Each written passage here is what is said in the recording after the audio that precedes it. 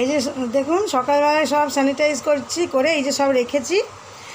রাজ এই যে এনে দিয়ে গেছে একটু, এই যে পেয়ারা, তারপরে নর স্যুপ, আর এই যে মাছ এনে দিয়ে গেছে। ভাবছেন তো এতগুলো কিসের? এতগুলো না, সব ধুয়ে আমি না আলাদা আলাদা করে রেখে দিই, বুঝেছেন? এই যে দেখুন আলাদা আলাদা। এই যে এটা হলো মাছ, এই যে কী বলে, লোটে মাছ।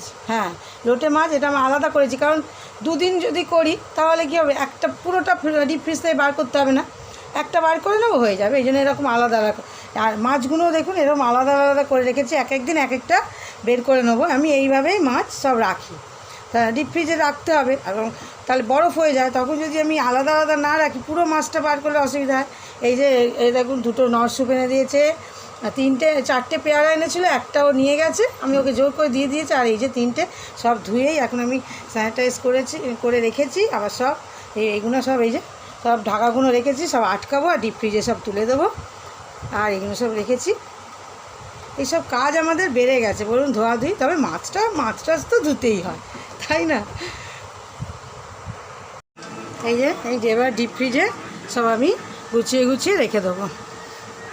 এই যে এরমভাবে এই যে ডিপ ফ্রিজে রেখে দিলাম পরপর।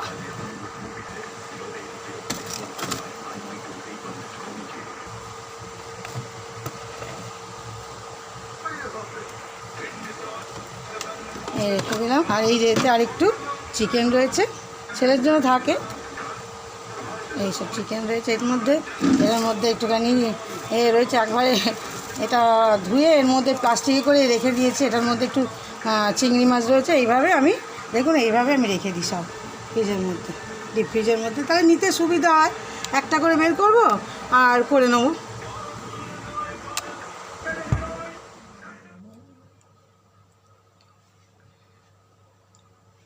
এই যে সব কাজগুলো সারলাম, সেরে টেরেই বসেছি বা চা খেতে। যে চা খাওয়া প্রায় হয়েই গেছে। আপনারা কেমন আছেন? নিশ্চয়ই ভালো আছেন। আমি তো বলেইছি যে পরিবারের সবাইকে ভালো রাখতে গেলে নিজেকে আগে ভালো থাকতে হয়, তাই জন্য আপনারা নিশ্চয়ই ভালো আছেন। আর প্রত্যেক দিন একই কথা বলবো, আমিও ভালো আছি। আজকে হলো থার্সডে, বৃহস্পতিবার। তা বৃহস্পতিবার লক্ষ্মী পুজো থাকে, সেই জন্য এমনিও এখন রোজই সকালে স্নান টান করে পুজো টুজো সেরে তারপর আমি এখন কিচেনে যাই আর কি, মানে লাঞ্চের প্রিপারেশান করতে যাই। তা বৃহস্পতিবার তো একদম মাস্ট করবই। দেখলেন তো সকালে বললাম রাজ ওই সব মাছ টাছ নিয়ে এসে দিয়েছে, সেগুলো সব ধোয়াধুয়ি করে, তার আগে সব বাসি কাজ সারা হয়ে গেছিলো, ধোয়াধুয়ি করলাম, করে তারপরে স্নান টান করে পুজো করে এই সবে চাটা শেষ করলাম, খাওয়া শেষ করলাম। ছেলে উঠে পড়েছে, ছেলেকে একটুখানি করে দেবো, কি খায় দেখি, কমপ্লেন খাবে, কমপ্লেন করে দেবো, ব্যাস। তারপর আমি যাব কিচেনে। আমরা সবাই দূরে থেকেও কাছে আছি, তাই তো? আমি কিন্তু আপনাদের একেবারে কাছে আছি, আর ওই জন্য দেখুন চলে এলাম। চলুন, আজকে বেশি কিছু লাঞ্চে করব না, চলুন দেখাই আমি কি, যেটাই করব সেটাই আপনাদের দেখাবো। আর আপনারা লাঞ্চে মানে কিচেনে না যেতে চাইলেও আমি বলেইছি, আমি জোর জবরদস্তি আপনাদের কিচেনে আমি নিয়ে যাবই, কারণ এইগুলোই আপনাদের সঙ্গে শেয়ার করি, বা আপনাদের সঙ্গে মানে কি বলবো, গল্প করা, রান্না দেখানো, এইগুলোই আমার কাজ। আমি তো বলেইছিলাম আপনাদের প্রথমেই বলে দিয়েছিলাম, যখন আপনাদের সঙ্গে আমি প্রথম পরিচিত হই, যে আমি আমার সারাদিন আমি কি করি, আমার লাইফস্টাইল খুব সাধারণ, সেটাই আমি আপনাদের সঙ্গে শেয়ার করব। আর অনেক গল্প করব, কারণ আমার তো চ্যানেলটার নামই দেখেছেন, মনের সাথে গল্প কথায়, গল্প তো করতেই হবে, তাই না? আর দেখলেন আমি ওই রকমভাবে ডিপ ফ্রিজে রেখে দিই মাছ। মানে আলাদা আলাদা করলে কি হয়, একসঙ্গে ধরুন সব মাছটা বের করতে হবে, আর তো বরফ হয়ে থাকে জানেনই, সেই সব মাছটা পুরো বরফটা কাটবে, তারপর আমি করতে পারবো। ওই জন্য আমি আলাদা আলাদা টিফিন বক্সে করে রেখে দিই, যেদিন যখন যেটা দরকার হয় সেটা টুক করে বের করে নিই, হয়ে যায়। আজকে যেমন আজকেরটা, আর সকালে অনেক সকালেও এনে দিয়েছে, এখন ধরুন বেজে গেছে 11টা, তাহলে এতক্ষণে যদি কিছু হয়ে যায় মাছটা, ওই জন্য আমি আজকের যেটা মাছটা করব সেটা আমি নর্মাল ফ্রিজে রেখে দিয়ে এসেছি, আর অন্য দিনেরগুলো ডিপ ফ্রিজে রেখেছি আর কি। তাহলে আর কথা বলবো না, চলুন এবার কিচেনে যাওয়া যাক। আগে ফ্রিজ থেকে মাছটা নেব, নিয়ে কিচেনে যাব, চলুন। এই যে চলে এসেছি ফ্রিজ থেকে, মাছটা এবার নিয়ে নিই। এই ডিপ ফ্রিজটা ভুলে খুলে ফেলছি, দেখেছে? আরে ডিপ ফ্রিজে মাছ রাখি তো, ওই জন্য অভ্যাস হয়ে গেছে ডিপ ফ্রিজ খুলে খুলে। তাহলে এখান থেকে মাছটা নিয়ে নিই। আজ যে নিয়ে নিই এই মাছ। যেদিন ডিপ ফ্রিজ থেকে মাছ নিতে হয় না, সেদিন খুব সমস্যা হয়। সেদিন সেই মাছটাকে মানে বরফ ছাড়াতেই অনেক সময় লাগে। আর এই যেদিন আনে সেদিন অসুবিধা হয় না, খুব সুবিধা হয়। সেদিন মাছটা নিয়ে ব্যাস ঝটপট রান্না করা যায়। তাহলে চলুন, নিয়ে নিয়েছি। এই যে কিরম ঘামছি দেখুন, দেখতে পাচ্ছেন? আপনাদের দেখে মায়া হয় না বলুন আমাকে? হয়তো। এবার রাখি। তাহলে এবার দেখিয়ে দিই কী করবো আজকে লাঞ্চে। সিম্পল করব। এই যে মাছ দেখুন, মাছ কেটে রেখে, মানে মাছটা নিয়ে চলে এসেছি। এখানে পেটি আর এটা কী বলে, চাকা বলে, আমি তো চাকা বলি, গাদার পিস বলে কি জানি না। এই মাছটা করব। এই যে সর্ষে বাটাটা করে রেখেছি, এর সঙ্গে একটুখানি দিয়ে দিয়েছি, ওই হলুদ দিয়েছি, ওই জন্য কালারটা এরকম লাগছে। সর্ষে বাটা আর এই যে পেঁয়াজ কেটে রেখেছি, আর মশলা করে রেখেছি, দেখাচ্ছি। এই দেখুন, এই যে এর মধ্যে টমেটো আর একটু আদা দিয়ে মশলাটা করে রেখেছি। এটা দিয়ে মাছের ঝাল করব।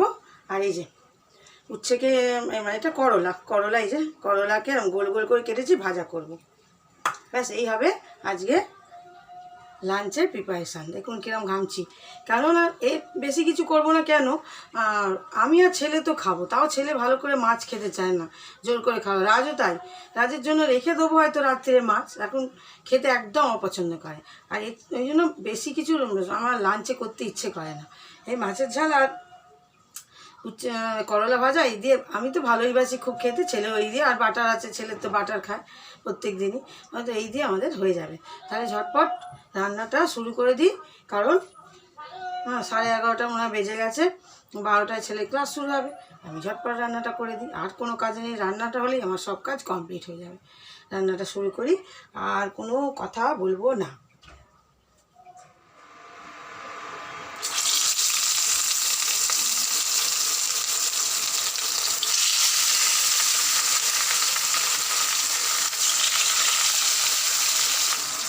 মাছগুলো আমি না লাল লাল করে ভেজে নেবো। অনেকে দেখবেন মাছ একটু মানে কম ভাজা পছন্দ করেন, আমরা আবার কেউই লাল মানে কম ভাজা ভালোবাসি না। একটু বেশ কড়া করে লাল লাল করে ভাজা হবে, তবেই ভালো লাগে।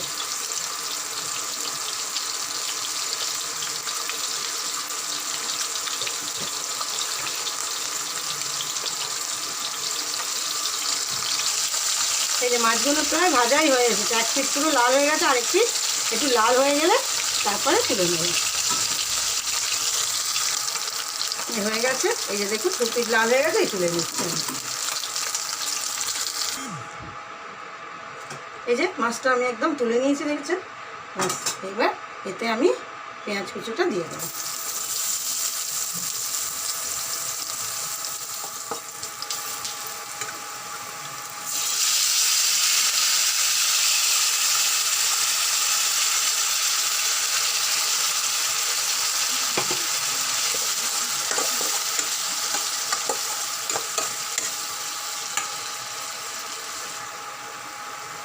আদা আর পেঁয়াজটা, এই আদা আর টমেটো যেটা বাটা দিয়েছিলাম, একটু আমি আদা দিই, সর্ষে বাটা অল্প একটু আদা দিই, ভালো লাগে টেস্টটা।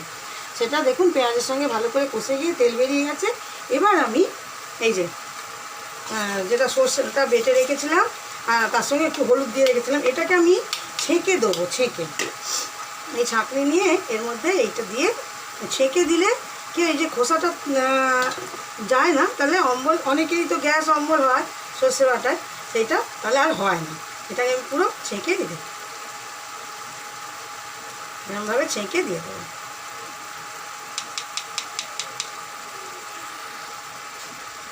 দেওয়া হয়ে গেছে। এবার এটার সঙ্গে এটাকে একটুখানি, সর্ষে তো বেশি কষাবে না, কষানো চলে না বলে, আমি কষাই না, যেমন সবাই বলে একদম কষানো চলে না, কি দেখতে হয়ে যায় না, আমি একটু কষাই। এই একটু অল্প একটু কষিয়ে নিলাম। এবার এর মধ্যে আমি মাছগুলো দিয়ে দেবো। এই মাছগুলো আমি এক এক করে দিয়ে দিলাম। মাছের ঝাল আপনারাও জানেন কীরকম করে করতে হয়, কিন্তু আমি একটু আমার স্টাইলে করলাম। কেন আমি দেখাচ্ছি, আরেকটা জিনিস দেবো, সেটার জন্য আমি দেখাচ্ছি। আমি যেটা দেবো বললাম, এবার আমি একটু এতে নারকেলের দুধ দেবো, অল্প করে, বেশি না, ব্যাস একটু অল্প দিলাম আর কি। এতে টেস্টটা একটু অন্যরকম হবে, যেরকম আমরা মাছের ঝাল করি তার থেকে একটু আলাদা হবে। এবার এটা ফুটবে, আমি এবার নুন মিষ্টি যেরকম আমাদের মনে হয় সেরকম আমরা দিয়ে দেবো। দিয়ে তার আগে একটুখানি আরেকটু ওই সর্ষে বাটিটা ধুয়ে আরেকটু জল দিয়ে দিলাম, ব্যাস হয়ে গেছে। আমি সব নুন টুন দিয়ে দিয়েছি, এবারেই ঢেকে দিলাম, ব্যাস একটু ফুটে গেলেই নামিয়ে নেবো, হয়ে যাবে আমার মাছের ঝাল। হয়ে গেল ঝটপট। আজকে একটু তাড়াতাড়ি মানে করবো ভাবলাম, দেরি হয়ে গেল, 12টা বাজতে ছেলে বলছে মা স্নান টান হয়ে গেছে দাও, এবার চলো এবার ক্লাসে বসে গেছে বোধহয়। চলুন, আমি আর কথা বলছি না, লাঞ্চ টেবিলে দেখা হবে আজকে, নিশ্চয়ই করে লাঞ্চ টেবিলে দেখা হবেই, বুঝতে পারলে? হয়েই গেছে মাছের ঝালটা, ব্যাস এবার নামিয়ে দেবো, হয়ে যাবে।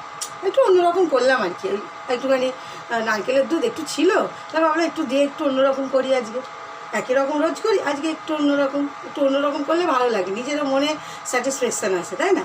তাই করলাম। এই যে লাঞ্চ টেবিলে চলে এসেছি।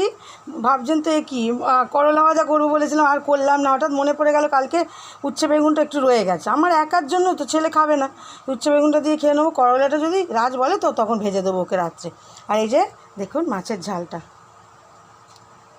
ব্যাস এবার আমরা ডিনারটা করে নিই, দেখিয়ে দিলাম আপনাদের। বাবা একটু পেয়ারা খা না, কেন একটু খা না বাবা, কি ভালো, কোনো ফল ভালো লাগে না,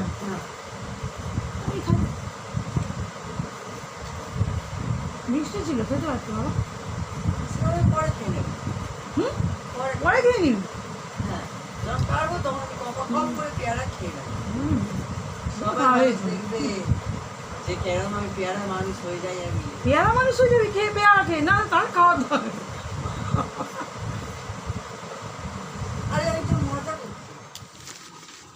গুড মর্নিং। আজ হলো নেক্সট ডে, মানে ফ্রাইডে। কালকে তো আপনাদের সঙ্গে দেখা করলাম লাঞ্চের প্রিপারেশান, হ্যাঁ লাঞ্চ টেবিলে আপনাদের সঙ্গে দেখা হলো, ব্যাস তারপর আর আপনাদের সঙ্গে দেখা করতে পারলাম না। কালকে আমার কয়েকজন আত্মীয় স্বজন এসে গেল, কালকে পুজোর সময় বুঝতেই পারছেন সব আসা যাওয়া থাকবেই, এখন তো তবু এবারে তো একটু কমই আসা যাওয়া হচ্ছে, তাই এসে গেল, সেই জন্য আর আমি কোনো রকম আপনাদের সঙ্গে আর গল্প করতে আসতে পারলাম না। তারপর যে তারপরে আবার রাত্রে চলে গেল, একবার ডিনার করে তারপরে তারা গেল, ওই জন্য আমি একদম আর ক্যামেরার সামনে আসতেই পারিনি, যে আপনাদের সঙ্গে এসে গল্প করব, আমি একদম আসতেই পারলাম না। এই এখন একটুখানি পেপার পড়ছি, ভাবলাম আপনাদের সঙ্গে একটুখানি গল্প করে নিই। কালকে তো আর আপনাদের কাছে আসতে পারলাম না, গল্প করতে পারলাম না, কিছুই হলো না, সেই জন্যই। আর এখন আমি পেপারটা নিয়ে বসেছি, কি সকালবেলা রাত যেরকম ওকে আজকে রুটি তরকারি করে নিয়ে বেরিয়ে গেছে, আমি সব বাসি কাজটা সেরে নিয়েছি, সেরে টেরে নিয়ে আর এই এখন পেপারটা নিয়ে ঝট করে একটুখানি বসেছি। সবে ছেলে উঠেছে, উঠে ব্রাশ করছে, আমি জানি এর সময় পেপারটা নিয়ে নিই, কারণ এখন পেপার আর নালে পাবো না, আবার এক্সাম শেষ হয়ে গেছে, ওই যে বাথরুমে ঢুকছে, এক্সাম শেষ হয়ে গেছে মানে একদম আর পেপার আমি হাতেই পাবো না এখন, তাহলে একটু পেপারটা দেখে নিই, দেখে টেকে নিয়ে তারপর স্নান করতে যাবো, স্নান টান করে পুজো টুজো করবো, তারপরে তো পরের কথা, তারপর কি ব্রেকফাস্ট ছেলে করে সেগুলো করে দেবো, ওকে কমপ্লেন টমপ্লেন খায় সকালে, আবার এক একদিন এখন কমপ্লেন যেদিন না দেবেন তো খুব খুশিতে থাকে, রোজ কি খেতে হবে মামা কমপ্লেন, আবার বলেই বলবে হ্যাঁ কমপ্লেন খেলে অবশ্য বড় হওয়া যায়, সেই জন্যই ভাবলাম পেপার পড়ছি, এই সময় আপনাদের সঙ্গে একটুখানি গল্প করে নিই। আর এখন দেখেছেন পেপারগুলো কীরকম মোটা মোটা হচ্ছে না, এই যে এই পেপার দেখুন, আজকের পেপারটা আর একটা এক্সট্রা পেজ আছে, তাতে ওই সব গয়নার অ্যাড দিয়েছে, কোথায় কীরকম গয়নার দাম মজুরি, মানে দাম মজুরি তো একই ব্যাপার, মানে এরকম সব দিয়েছে। এখন পেপারগুলো খুব মোটা মোটা হচ্ছে, দেখতেও ভালো লাগে এখন পেপারগুলো। এখন দেখুন রোদ্দুরটাও সেই রকম উঠেছে না, আমি যাচ্ছি, তা রোদ্দুরটাও সেরকম উঠেছে না, দেখলে একটু পুজো পুজো ভাবেস, তো আগের বারের মতো প্রত্যেকবারের মতো কিন্তু এবারে পুজোর সেই মানে কি বলবো, সেই উত্তেজনাটা কারোর মনে নেই, তাই না? আমাদের এখানে প্যান্ডেল ট্যান্ডেল হচ্ছে, কিন্তু তবুও সেই উত্তেজনাটা কিছুই নেই। ওই পেপারটা দেখে সেই পুজো সেই ভাবটা আনার চেষ্টা করা আর কি, কিছু করার নেই, করতেই হবে। পুজো আসছে অন্তত একটু তো ভাবতেই হবে যে না পুজো আসছে, তবেই মনটা ভালো লাগবে। দেখ আমি পেপারটা ভালো করে দেখে নিই, হয়ে গেছে ওর। আর এবার পেপার ওর চাই, আর আমার দেখা হবে না, আর একটু দেখে নিই।